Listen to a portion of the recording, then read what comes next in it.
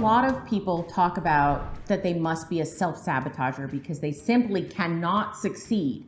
And I did this too. I spent a lot of money in therapy where I was discussing why I found it impossible not to go through the Wendy's drive-thru every day. Really, I mean, I spent more money on the therapist than I spent at Wendy's, and I spent a lot at Wendy's. So the reality is I was definitely self-sabotaging. But when we say self-sabotaging, we get this idea that it's some like deep-seated pain from our childhood that we have to unpack.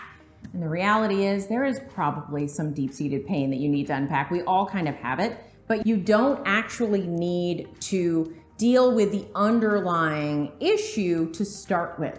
Eventually, yes.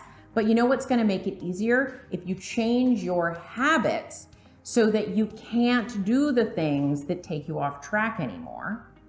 And then once you change the habits, you're going to find it much easier to deal with what's underneath. As an example, if you were an alcoholic, you're probably not going to find your best life inside of a bar, right?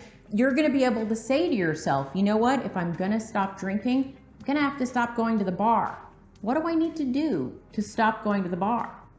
It's the same thing for you with food. And if you want to know more about this topic, I go into it fairly deeply in both a podcast and a presentation I did for Keto Utah. The links will be in the description below, so click there. If you liked this video and you want more, make sure you're a subscriber.